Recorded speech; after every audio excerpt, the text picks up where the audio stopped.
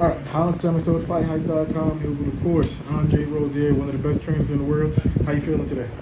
What the deal? What the deal? What the deal? It's blazing in this gym. Cops and kids is on fire. For sure. It's no joke in here, man. But, all right, so would love to get your thoughts on a fighter that you know pretty well in Jaime Munguia.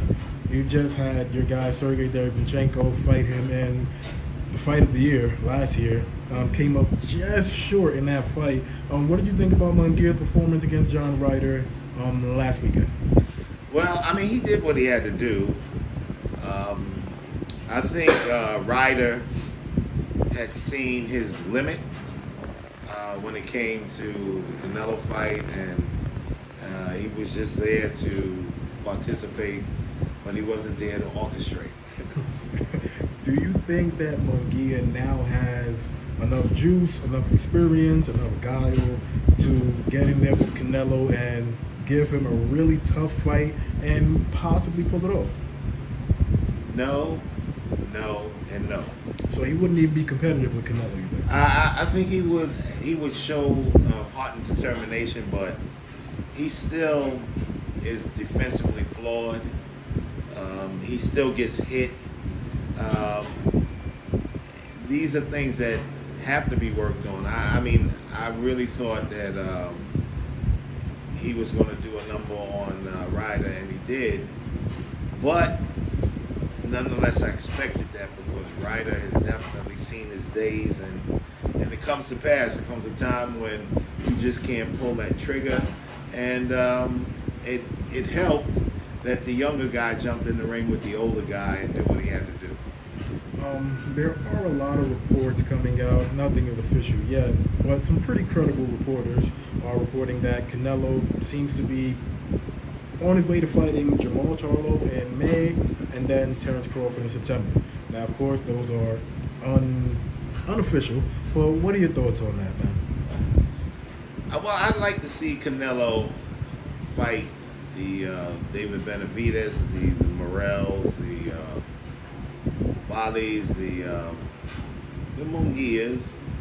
I'd like to see him engage, but he's done everything and anything in boxing, and he's been at that exceptional level for a very long time. He's 33, he'll be 34 this year. He sets the precedent. He's the money maker in boxing, so he can pretty much do whatever he wants. Would you look at Canelo as avoiding Benavidez if he doesn't fight him this year? Well, he's been avoiding him to begin with.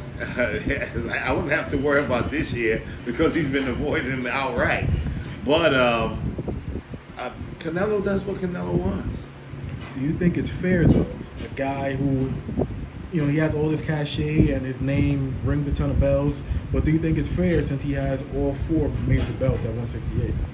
No, I think he should be honoring the number ones and the number twos, the interim titleists. He should be honoring them. But I don't set that precedent in boxing. So the powers that be control that. And when it comes to Canelo, the powers that be all love Canelo. And whatever he wants, he's going to get it. You know, you took on Canelo with Danny Jacobs 2019, I believe it was. Just about. And it was a great fight. Great fight. Danny almost pulled it off, came up just short against Canelo. So you know Canelo very, very well. Do you think that Canelo was just too strong? I don't really want to say too big because him and Terence are about the same height anyways. Canelo's a lot bigger. But do you think Canelo's just too big, too strong, all of that for Crawford? Or do you think Crawford is just, nah, he's a different cat, he could do it?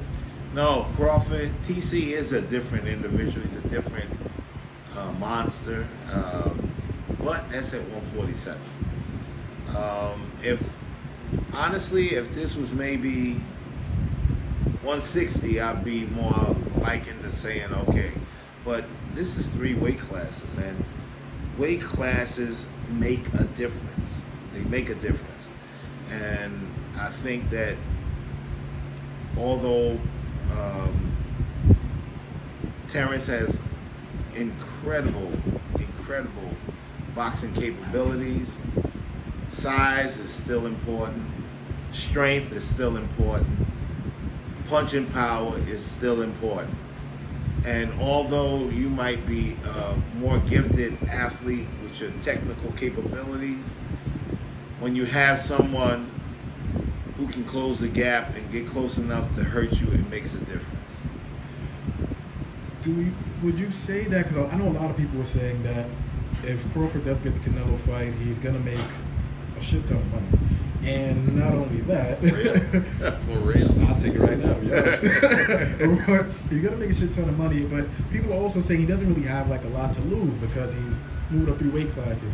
Do you view it like that? Or I guess from my standpoint, I guess I would look at it like he does, only because it seems like Crawford is reaching that almost like mythical mythical Mayweather level, where it's just like it's hard to see him losing against anybody. So to see him actually lose, it'll be like, that's really shocking. So do you think he has a lot to lose in that Canelo fight, or are you just like, nah, 3 weight classes, make the money, you lose, whatever? Well, when you have a bout of this nature with Terence Crawford daring to be the greatest, you have to accept it and respect it. Prize fighting is called prize fighting because there's money involved. They're not in there trophy fighting. They're not in there charity fighting. They're prize fighting. They're fighting for generational wealth and to feed their families. So if he dares to be to be the greatest, I'm 100% for him, with him, and I think it would still be a fantastic fight. If Crawford were to pull off that win, would you actually say that's the greatest boxer we've ever seen? No. I would definitely put him up the ladder, but until this ever happens, the greatest fighter that I've ever viewed was Sugar Ray Robinson. And that will always be the case. Gotcha. Just last question, man. When it comes to a Canelo Alvarez, do you think that if Jermall does get that shot, I mean, he was inactive for over 2 years and then came back and fought Jose Benavidez Jr., and he was really a former 140-pounder. Do you think that he's earned it, so to speak, or do you think it's a little unfair if he gets that shot? Well, once again, the powers that be. Do I think it's unfair? He's just coming back, of course. He's the middleweight champion of the world. And I just like to say this much, and I know people might say, oh, that's crazy, that's crazy talk, but getting to know him when Demetrius and Benavidez fought, I found out he's not the person that everybody thinks he is. Really, he's not, and it's a shame that his image is always projected in that form and fashion. And like I said, I'm speaking about Jermall, and I think that if people really saw the real Jermall, they'd get a greater appreciation for the athlete that he is, because the outward appearance of the hardcore, angry, misbegotten, all of that stuff, that is not even true. Not even true. He's a fantastic young man. I got to, that time period, I got to speak to him a few times, and it's a shame that things get to be generated at this point in time and people think he is that guy, but he's not, just to say that much. He's a fantastic fighter. I think he needs to get more work, but if he gets that shot, I know he's not going to say no. It doesn't make any sense to.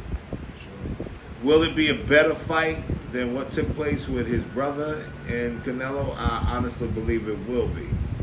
I don't know, only because he's just coming back. He had one fight with Benavidez's younger brother, and he boxed his way through it. You know, it's in moments of his timing was a little bit off, but for all intents and purposes, he looked like he was on point. So I think it's going to be an interesting affair if it ever happens. And he can fight. He can fight. He's for real. Who would be, last question, who would be your official pick in that fight, Jermall versus Canelo? Well, once again, Canelo has been consistent. Canelo has been on point. I have to side with Canelo only because Jermall hasn't had work like he's supposed to have work, so he can stay as sharp as I've seen him before. Gotcha. Thank you, brother. Appreciate you, man. Without a doubt. Let's go. And don't forget, it's havoc time. We in the hurt business. And somebody gonna get hurt up in here. Love it. Appreciate you, man.